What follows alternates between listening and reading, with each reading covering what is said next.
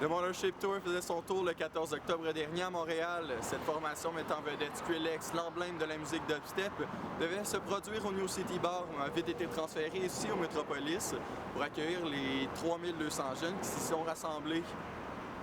Il y avait entre autres 12 Planets, Nadastrom et Too Fresh qui faisaient partie de la formation, ainsi que deux DJ montréalais, Vélify et Construct. Le tout au coût de 35 $ s'est envolé très vite en un peu plus de 3 semaines.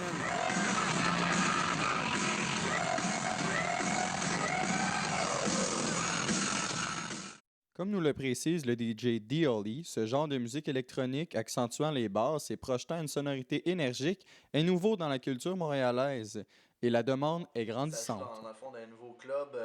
C'est du jamais vu, c'est une musique qui révolutionne, c'est futuriste. C'est la musique, on a l'impression que c'est 3D avec la bass.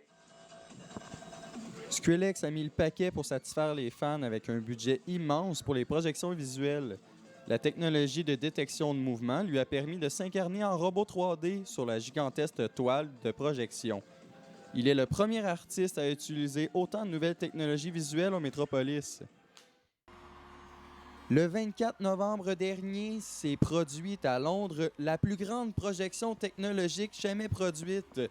C'est Deadmo 5 en association avec le nouveau téléphone de Nokia, le Lumia 4D, qui a illuminé un building complet avec des animations 3D et plusieurs autres animations de projection. Plusieurs artistes de musique pop suivent le mouvement et greffent des sonorités dubstep à leurs singles, comme Britney Spears et son hit Hold It Against Me en février dernier.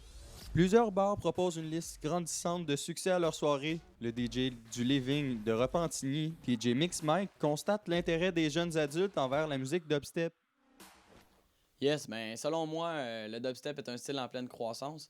Les artistes populaires doivent s'adapter à leur clientèle, aux auditeurs.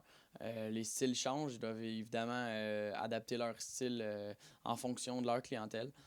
On a d'ailleurs vu récemment une collaboration assez intéressante entre Flux Pavillon, un artiste émergent du dubstep, et un géant du hip-hop Kanye West, producteur et chanteur.